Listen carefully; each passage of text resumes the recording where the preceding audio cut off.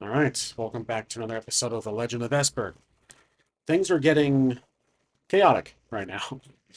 So, at the moment, we have Hulf, Mortar, and a new character that I wish to introduce to you guys, because I said earlier there was a guard of Halbrith that entered the picture, and that guard is Captain Sarek Valor. He is inspired by Lieutenant Commander Worf from Star Trek, The Next Generation. I've decided to refine a lot of the characters from our lore to be inspired by existing movie or show characters. So Camden is Jim Jordan. Shafa is Evelyn Carnahan from The Mummy. And for example, Dorman, we have Jargon here. He is Loki from the MCU. Lord Dungish is Hellboy, obviously still a human.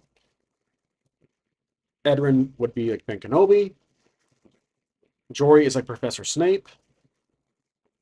Wolf is basically originally he was always trying. I was trying to make him out to be Carl Urban's Judge Dredd, but it failed miserably. So I'm going to try to keep that on in mind now. And Mortar is Bilbo Baggins. These are oh yeah, and then there's Corwood. We have Damon Han Solo. Glara is Aunt May.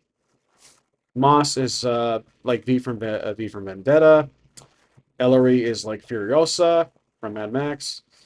Tegan, he's dead, so it doesn't really matter. Sierra is basically Robin Hood. And then Arlok, these characters are not too important at the moment.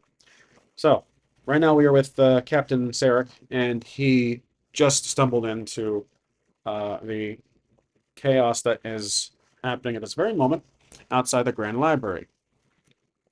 And because of these simple summarizations of each character, these simple um, plaques that each character now has below their name, it's easier for me to get into character if I can for each character respectively. Instead of just perks, quirks, it's a movie character. I'm a movie guy. I love watching movies and shows. I figured, you know what the hell? I'll just draw inspiration from a literal character that exists and has been in media for so many years. So it works out. Now, Hulf, again, he is like Judge Dredd, but the Carl Urban version. Mortar is like Bilbo Baggins, the adventurous, innocent type. He's compassionate and caring. Hulf is the strict, directed, no BS attitude, gets the job done through his own manner, but within the realm of law. So takes things on head on, but with strategy, and he's very clever. He's very soft spoken, very low voice. Basically, again, Hulf, Dread. Now, as again this chaos ensuing, Shafa steps out of the library with a blank, controlled, possessed expression on her face as she is holding a strange dagger that appears to be contaminating her very essence. The dagger itself, again, earlier I said it was gold. I'll keep it as it is. Could be gold or silver. It's a dagger, basically, but it's a very strange looking dagger with scriptures on it. And it is causing her hand to decay as she holds it. It is corrupting her. So whoever gave her this dagger, gee, I wonder who gave it to her, corrupted her, and she is basically not being controlled, but being influenced to do something that is within. It's basically it makes her insanely exaggerated as a character. She basically, for example, if you are um, attempting to accomplish something in life, but you want to do it step by step. You don't want to go too chaotically, do it too chaotically. That's basically what she is doing here. She wants to achieve her goals, her endeavors, but in a chaotic, destructive approach. So, for example, the head that she is holding, that she beheaded from a dead body, is the arcane member from earlier.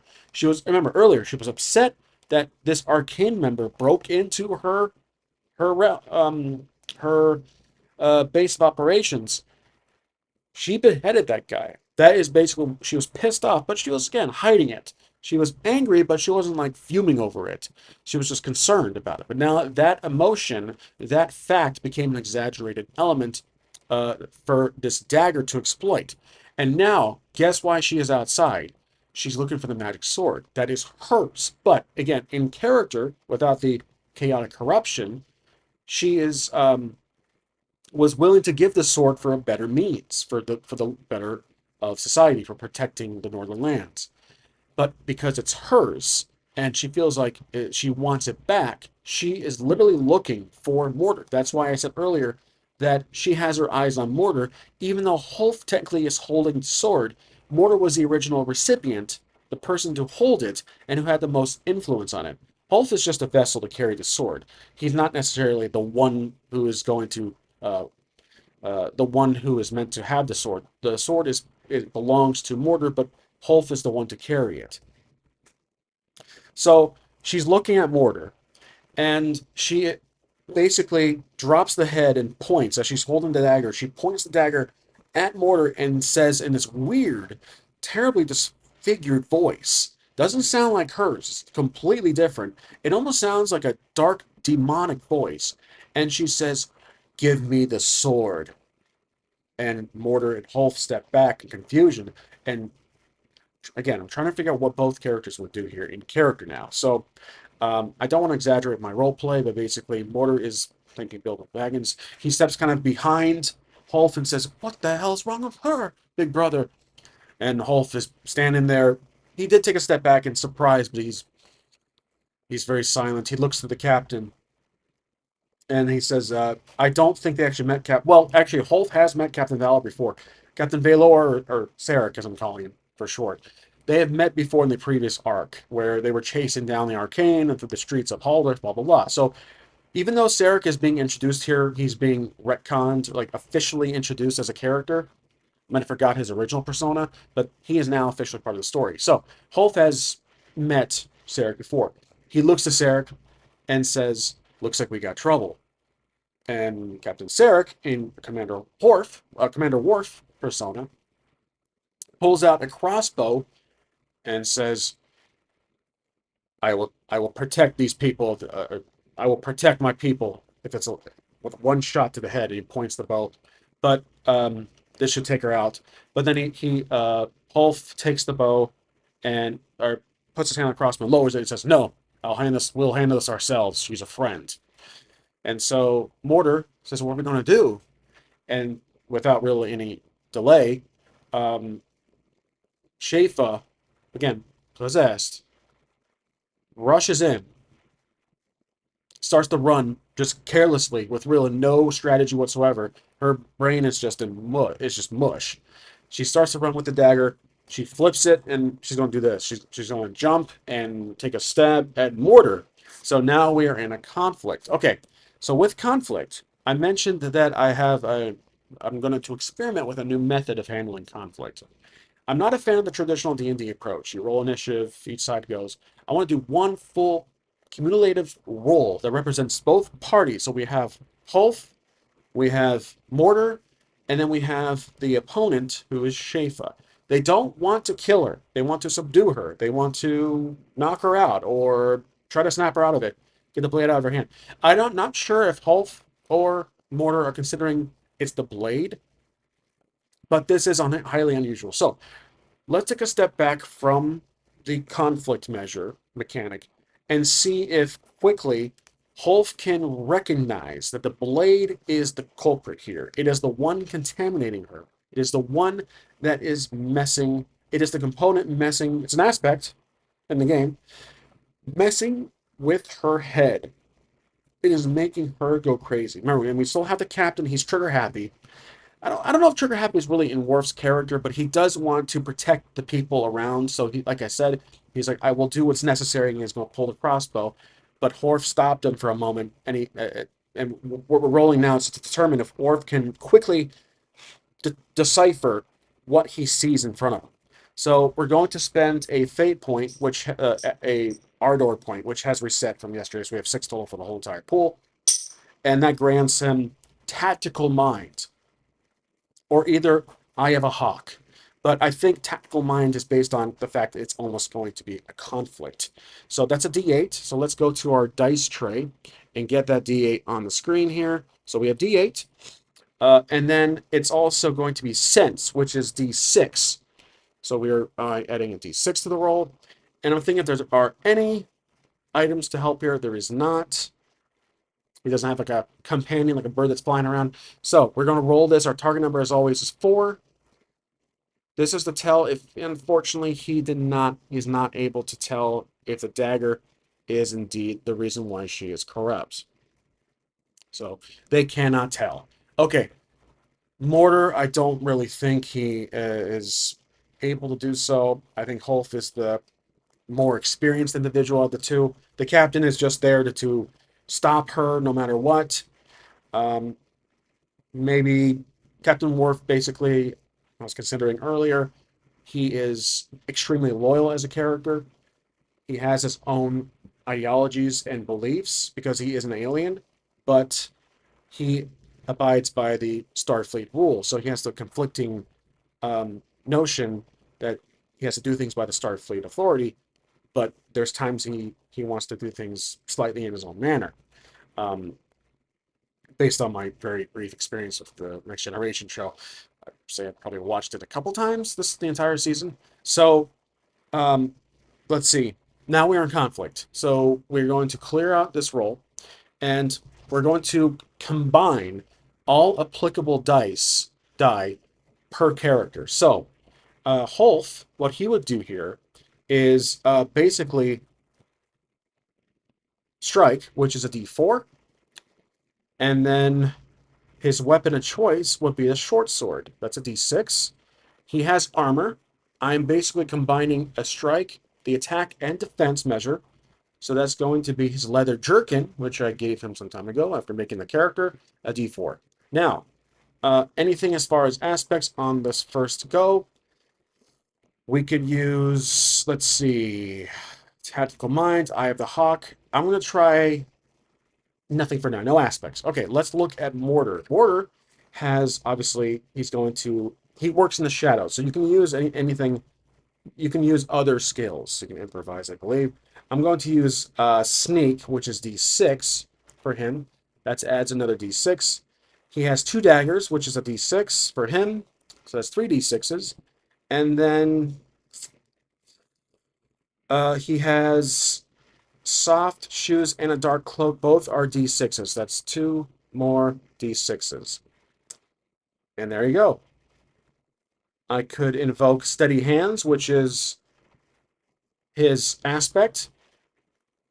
Let's do that. I'm going to evoke Steady Hands, which gives him a d8.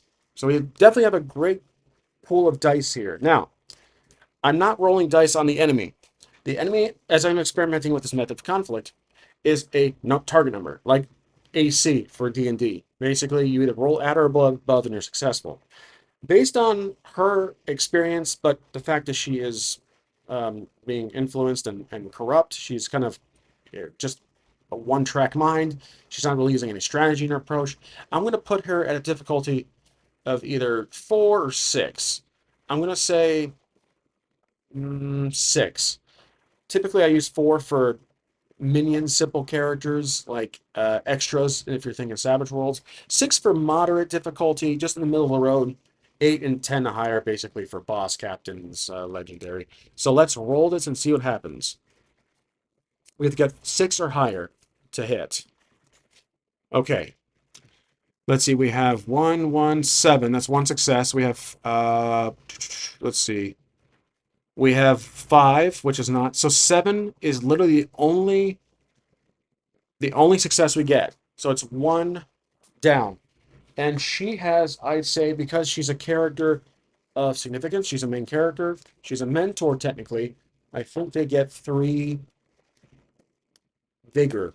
So I'm going to put her name here, Shafa, with a little asterisk, meaning that she is currently in a frenzy. She has 3 boxes for Ardor, and then that's 1 check. So again, if we missed, that means we get hurt, and I can disperse the attack on either character.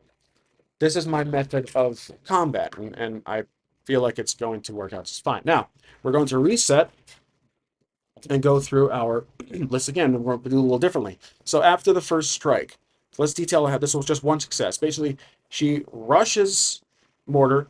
Hulk pushes Mortar out of the way. He kind of falls to the side, and she attempts to strike, but she misses, and perhaps Hulk just uh, attacks her from behind or scrapes her on the back, something. Nothing lethal. They don't want to kill her because she is a friend. Well, she's an ally. And so now, because she's been hit in this conflict, we have to do things a little differently now. So, what he's trying to do is he's going to use a different approach. He's not going to strike. He's going to brawl to try to subdue her. So brawl is D6. He's not going to use a weapon. She's closer now, and Wolf is trying to just use his bare hands, probably to just put her in a sleeper hold or something. That'll be a D6. In case she attacks, remember this is both attack and defending. We're going to use the leather jerkin. That's D4. Um, as far as aspects, I'm not going to use anything just yet. And so now for Mortar, he got knocked out of the way, not pushed down, but got knocked out of the way. And he's going to try and attack also in his respect. But I don't think he wants to hurt her. So this will be a simple strike with a D4. And he's going to use perhaps the butt of his blade. That's another D4. And he has again a dark cloak, which does provide some coverage, but the soft shoes, she's aware he's there. It's not going to work this time. And I'm going to not invoke anything this time. All right, so again, we're rolling for 6.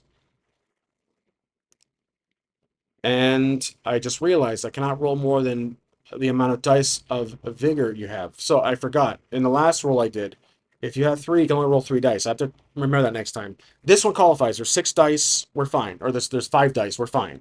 Last time I rolled over 6. I think I rolled 7 or something. So my apologies. I'll try to remember that next time. Very small rule in the game, but it's very important too. Because if we lose a heart, vigor, you're down to 2. You can only roll 2 dice. So you have to choose the best dice to roll. All right, well, you have to take away the lowest ranking dice. Okay, we target number is 6. None of the dice hit our number, so thus we take a hit. I'm going to give this to Hulk because he's the one who made contact the first time.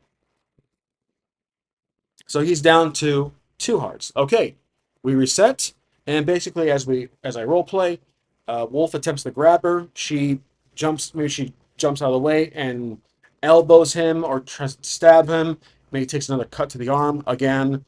Right. So yeah, she basically elbows him or punches him or something fierce, something very uh, brute like. Okay, now we have 2 dice to choose. He is going to continue brawl. That's a d6. And his defense is going to be the leather jerkin, which is a d4. Okay, for Mortar, he is also part of the fight. We're going to include, he's now going to brawl because he's trying to subdue her. And his defense is technically the dark cloak. All right, but he can actually choose 1 more die because he has 3 vigor. So he's going to use perhaps a aspect. We're going to pay for this with 1 ardor point. He's going to use quick-witted or agile. We'll do d8. There we go. Again, target number is 6 in this one. And none of them roll at 6. 6 might be tougher than I think. Okay, so this one, she turns around and strikes Mortar. So, oh, the captain, I forgot. Captain's becoming impatient. He's going to take part in the fight now. So now we have 3 characters. Let me put him in. I almost forgot the captain. Just standing there watching. What are you guys doing? So I'm going to write him in the name here. And I almost forgot about him, actually. My apologies. Captain is going to be part. So she is an enemy. And then the captain, Captain Sarek, Belor, has, I'll give him 2 boxes. He's not simple, but he's not a mentor either. He could be. You know what? He's not much of a major character. He's a supporting cast member. So I'm gonna put him at 2. I think that's fair. Okay. So I'll have that here. He's going to attack. He has 2 dice. I'm gonna have his stats be based off of um Hulk. So, but he's a captain, so I'll put him at D6 difficulty. I think, yeah, we're restarting here. So now he's part of the fight. We'll go down the line here. All right, we're back to Holf.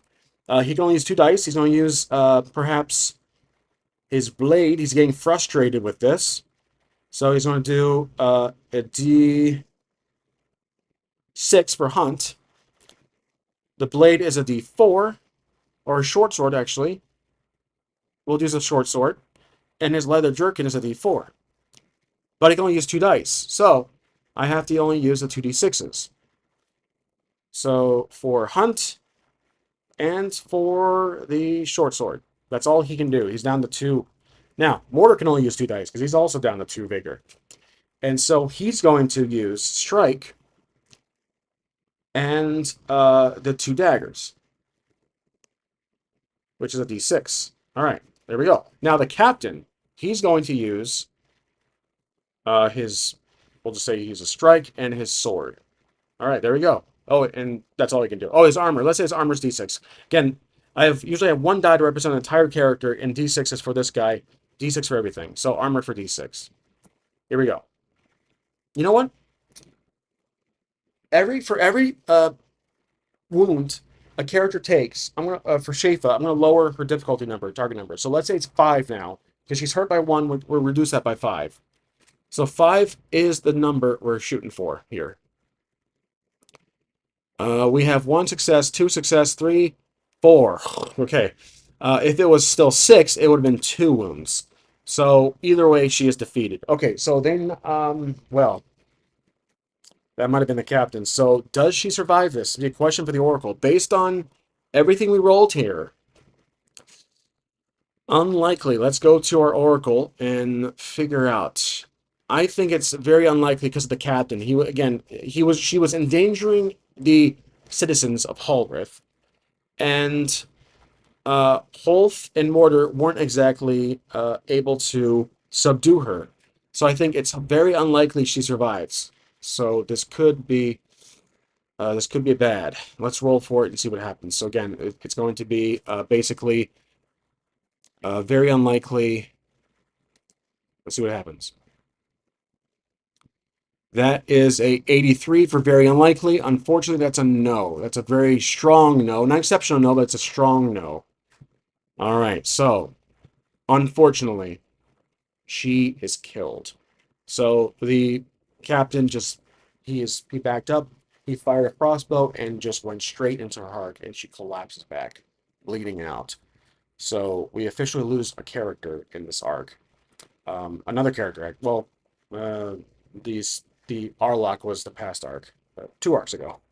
So, yep, it looks like Shafa is struck with the arrow, and Hulf, he looks to the captain and clenches his fist in anger.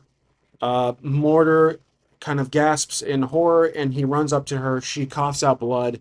She looks, and her eyes are back to normal. And she looks to Mortar, grabs Mortar by the and she's based on the mummy character. She grabs his collar and says, "Protect. Do not touch the dagger." And she drops her hand and she takes her last breath. So let's go to our lore here and say that Shafa is unfortunately dead. DED dead. And yep, so that was the twist right there. I completely forgot to black that out, but basically that's my fault. That's all right though. I'm willing to state the spoiler. She was possessed by the entity. The entity is the Dark Realms, the entity of the Dark Realms, and a dagger was an artifact from the Dark Realms. So where it came from is the current mystery. Some of you might be guessing it already, but I will leave it up to interpretation soon. So the document here, she was possessed. So that obviously that's not was possessed, killed by Captain Sarek, I think. Let's see, Haldrith, Captain Sarek with an I. Okay, killed by Captain Sarek. So, all right, well that's unfortunate. So her character drops down to the floor and is dead. The crowd starts to Still panicking and confusion. Some settle down. They run away. It's kind of mostly cleared. Holf puts away his sword, grunts, takes a deep breath. He walks up to and kneels down next to Shafa. He's looking around to see what would cause it in the dagger. And Mortar is not holding the dagger, but he's basically looking at it. He looks up to Holf and says, "She said the dagger did this. Don't touch." She said, "Don't touch the dagger. What do you think it means?" And Holf says, "The dagger did this to her." And so he's looking at the inscription on the dagger, and the dagger's inscriptions on the handle are lit up like in like an LED light, LED lettering, but they fade away. And so the captain puts away his crossbow, walks up, and he acknowledges, "Look, Holf, it had to be done. She was a danger to this society, to my people." Holf stands up and turns around directly to Sarek's space, and he wants to say something, but he's holding back because it's not. They're not. They are visitors here to Hollywood, and he is the captain. Oh, right. So I did have a name for the guard. They are technically a faction, so they are known as the Veilguard. The Veilguard, and the members of the council. I created characters for them. They are known not as long as just the council. They are known as the Sacred 12. These are the 12 members. If you want to pause it, they all have a name and a very, very simple description of what they do for Huldreth. Remember, it's a theocratic council. And that's it. So, um, now, Hulf is basically, he kneels down and closes her eyes, and they're trying to figure out what to do with the dagger.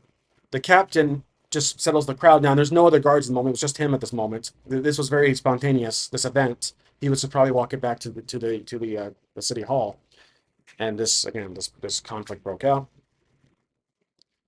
And the the captain doesn't really say much. He doesn't want to create a stir with Holf. He appreciates the help, but he's maintaining his role, his persona as the guard. He does crowd control. So everyone, please disperse. Please disperse. There's nothing to see here. We got it under control. And he's kind of pushing people away. They're all looking around like, what's going on? And Holf is just, again, he's furious. And she wasn't like a best friend of our team, but she was like an ally to an extent. And they do have some empathy for her loss. Like they do mourn her loss to an extent. So Moore's like, what do we should do with the blade? And Wolf says, Holf is thinking about the current dilemma about the freaking master is in the North Island, and they need to go see their father. They got to go get a boat. That's what they were doing earlier. They're getting to the boat. They got to figure out what to do with the dagger. So Holf says, well, we got to hide the dagger somewhere. So Motor says, well, where did she get the dagger from? He's looking up and he stands up and says, where did she get the dagger from? And Holf is remembering earlier, we're going to do a little roll here. Actually, no, I'll give it to him. Remembers earlier, oh, right, that package the king gave to Shafa. That strange package. Again, it was a small little crate, probably this big, probably that big. And he's like, the king. I knew it. So Moore's like, well, what's wrong? Holf is like, the king, remember earlier on the roof, the king gave Shafa that package, and she brought it inside. I think she had it with her when she ran into us after I took out that arcane member. The package. Yeah, so then Holf says, look, wrap the dagger up in something, a piece of cloth, and let's take it back to Campton. They think if we go to Campton, well, actually, we probably can go into the archives and speak to another person in charge, because the leader of the archives was just killed. So, you know what? I have an idea. I am kind of at a writer's block right now at the moment. I have some ideas, but let's ask the Oracle. So we'll go to actions, roll to see what happens. 87. Okay. That's going to be work hard. 87 is work hard. Next is subject. 96, work hard the public. Oh, okay. So I think that basically means the arcane. So, not the arcane, I'm sorry, the archives. I'm saying arcane earlier. The archives. So a few members of the archives step out of the library They're covered in some are hurt. Basically, she fought through to get outside, and they're trying to stop her. They come out. It's like 3 or 4 members, the usuals we've been running into, and they see Shafe on the ground dead with an arrow. They run out and run up to her, kneel down, and she's obviously it's too late. They're dead. They look up and say, "What happened to her? She was sick. What did you do?" And I was like, "Look, she was attacking us." And he looks to the guard. The captain, Sarek is dispersing the crowd. And he looks back and sees that. See, here, kind of hear what's going on. Says he nods. She was unfortunately taken out by one of us. And the arcane understands to an extent because again she was sadistic or she was chaotic, unruly. She was out of control. So and Mortar is about to wrap up the dagger, and one of the arcane is, "Don't touch the dagger." They say, "Step away from the dagger." And Mortar gets up, or he was already standing up. He just steps back, and says, "We'll handle this. We no longer require your assistance. Please leave now." They wrap the dagger in a special kind of duve material, and or like a what do you call it? Not duve, burlap. And they pick up her body and take her back inside. So yeah, that's now out of their control, and they can either go talk to Captain or they continue on with their mission to go to the boat. Because I mean, Shafa just died, so how do our characters proceed? Do they go back to tell Captain what happened? Do they go talk to the captain, or do they go on? So I think that it's not really the king. Let's see if King Jenkins is around because he probably was looking to see if this turned out.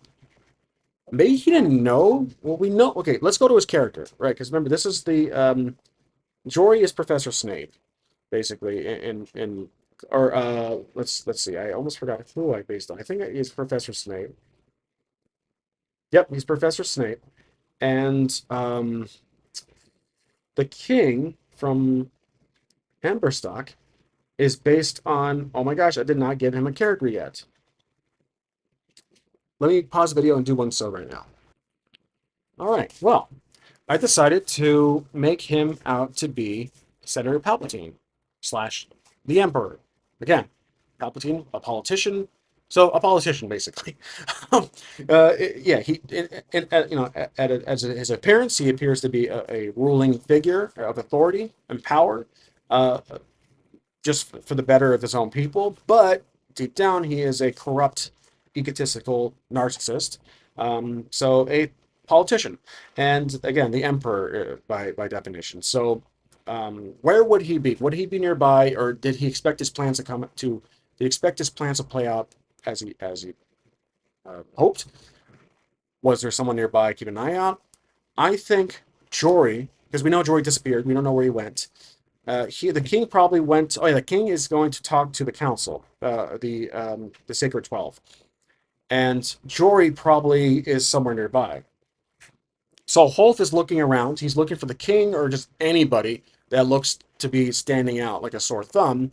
And so we're going to do a roll here. We'll go to our dice tray and we'll consider the options. Now, because the scene is not over yet, we can't reset our vigor. And Holth is doing this. Remember, Mortar is still distraught. He's still trying to process what happened and understand what to do next. Holth is trying to play leader, the big brother, and figure out if a certain someone is nearby. Either King Jenkins, you can't miss him. Jory, he probably blends in pretty well. So this might be a kind of a high bar.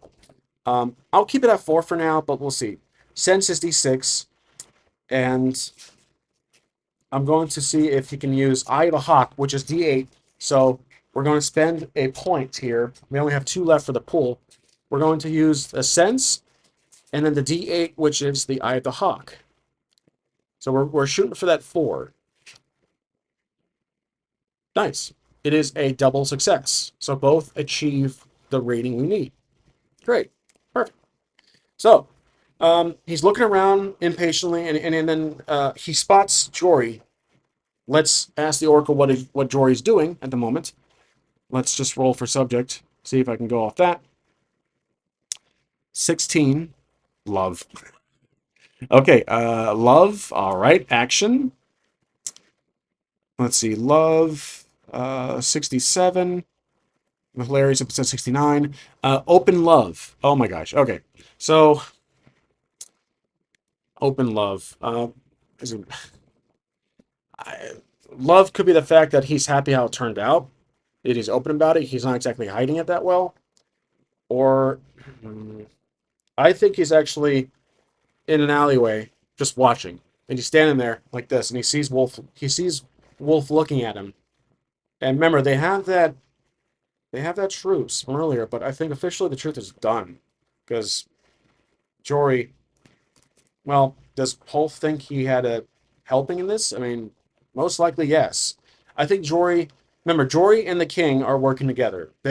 Jory's trying to get influence throughout the land. King Jenkins, powerful figure, and he's also trying to get control of the land and rule the world. Blah blah blah. Basically, but Jory's doing things more strategically, while the king is more obsessive and probably more chaotic. At first I think it would be switched, but I believe that makes more sense.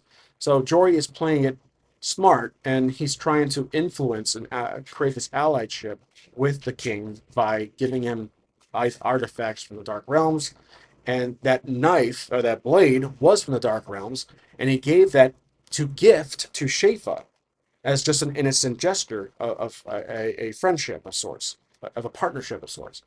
And Majori obviously was the original wielder of that blade, and it's no coincidence that Jory is just standing there in an alleyway, kind of cloaked over, and Hulk sees it at a distance, and then Jory smiles and walks away. Hulk doesn't go after him. He just knows who did this. So the captain walks back up to Hulk and he says, "Are you two okay?" And Mortar is looking down. He looks distraught. And Hulk is still staring at the spot where Jory was standing. Hulk says, "Yeah, I'm fine. We're going to be leaving now. We have business to take care of back at Corwood." The captain says, "All right, well, I appreciate your help. We'll see you next time." And the captain leaves. He leaves, and then so Hulk puts his hand on Mortar's shoulder and says, "Little brother, we have to go. We have to leave this behind us and proceed on with our mission." And they both leave. So Mortar and Hulk head to the docks. We need to find someone who we can rent a boat or join a charter through the. Let's go to the map. We have to travel all the way up on the eastern seaboard up to this spot here. Now, I'm gonna keep my marker right on this boat here. So I think I think Haldorf might be a port city, most likely. Has a very large harbor for commerce, for trade, probably even for crime and pirates. But we need to do a roll here. So with a purse roll and entice, we're rolling to see if we can negotiate a price to join a charter and travel up north. Maybe there's a shipment going up to humanitarian aid going or supplies going up to Corwood. Remember, Damon runs Corwood. The docks probably are back in operation, back fully not fully operational, but probably just enough to allow ships to come in. Not as disorganized anymore because Damon wasn't there for a while. So we're gonna roll a skill here to entice, which is D4, and um, purse, which is D6. So we'll say to rent a boat. I think it's actually in. Oh yeah, that's right. I have an items list right here. I printed out from the Chronica Feudalis website. So I believe for a boat, that didn't actually print it out here yet. I'm going to say it is a D6. I don't see an item that actually is for renting a charter, but I'm going to assume it's a D6. And there are rules where if you, it's not complicated, it's just a little, still trying to remember how it works. So I'm going to pause, could improvise, but I'm going to pause the book and read the book, pause the video and read the book really quick. Okay, so I found that it's on page 50 of the book, and basically here's how it goes. So everyone has a tool called a purse. If you wish to buy something, you roll your purse's die, which in this case for Hulk it's a D6, and the GM rolls the desired tools rank. The tool rank is a ship, is the cost of renting a charter. So we'll say a D6, which makes the most sense. If your rule matches or exceeds the GM's roll, you can afford to buy the item. That's it. If the tool is ranked higher than your purse, which is not, you must reduce your purse's rank one step to do so. So it would go down to D4 if it was like a D8 or something, and then we beat the roll. If your roll loses and your purse rank is equal or greater than your tool's rank, you may purchase the item by reducing your purse's rank one step. So if you if you lose it but you're equal in rank, you can still get the charter and just reduce your die down by one. If your roll fails and the purse's rank is less than the tool's rank, you cannot afford the item. So, right. That's it. It's a little confusing, but makes sense. So we have to roll d6, and we'll go from there. And we're using the entice feature. So let's go to our dice, and this will be Mortar's because sorry, Holf's. Mortar's purse is also d6, but again, he's not exactly the leader here. Holf is he's the older brother, so he's taking command of this little charter. And so we're doing basically two d6s against. I guess I could roll another d6 after this. Let's see what happens. We have 6 and a 2. Well, we know that would win because again we match a d6 at most, so we can afford it without losing any die step. We don't have to downgrade our step. So they successfully are able to get on a charter and travel all the way up north. But while they do so, we're going to reset our scene to a new scene and erase those wounds from our characters. But let's see what happens while they're on the boat. We could do a time jump, a time skip, and just say they got there, but I want to see if there's any plot twist in mind. Let's see. Action 74. Divide. Okay. Divide what exactly? Divide 100. Information. Oh, interesting. So, divide information. Maybe there's someone on the boat that was giving us information about something. Divide information. Two separate people. Perhaps the information. Well, okay, let's figure out what this information is. Let's go to the dice or the oracle, and we'll go to the question. Does this information have to do with Corwood? I'm going to say very likely because that's where we're going. So very likely. 90. Very likely. That's a no. It is not about Corwood. It's about Haldrith. Okay, so this information is about Haldrith. What is the subject matter for this information? That's what I'm trying to figure out. So this information has to do with 66 fears. Oh, okay. So, divided. So there's multiple sources of information. Basically, they heard this from Haldrith. There are some people here, some not refugees, people are fleeing Haldrith. Or you know what? Maybe just people traveling through Corwood, saying that maybe it's members of the ship. It's just some dockhands or ship crewmen that are saying that they saw a they heard rumors of a dragon that was spotted flying north from past Haldrith, like earlier in the day, or early couple days ago. So basically, divided information, meaning it came from several people. That as Mortar and Hulf are walking about the cabin, the boat, they overheard people talking about mummering about a mystical-looking dragon that flew over the city, and they're worried about what it was, who it was, if it's the legendary dragon of Esper, which is the title of this arc, and so that's what they pick up. So it confirms that the master himself flew over in its dragon-like form and is heading up north. And so that's really it. It doesn't really endanger our characters, but now we officially get back to Corwood, and that is where I'm going to end this episode. So that was quite thrilling. We had a little conflict, and I actually preferred that method of conflict, the mechanic. Let me know what you guys think of it. And then Shafa, rest in peace, she was killed. Jenkins, because we left, we're probably not going to get back in Halder for a long time. The council is probably still deciding on the whole name of royalty thing, which I was trying to trash actually as a story concept. But again, King Jenkins and Jory, we're not there right now, and so they're going to have full reigns to do what they want. They're probably going to take over Haldreth. Who knows? That might be another arc in the future. But right now, the focus is Corwood or the dragon of Esper. So that's really it. Thanks for watching, and I'll see you guys next time.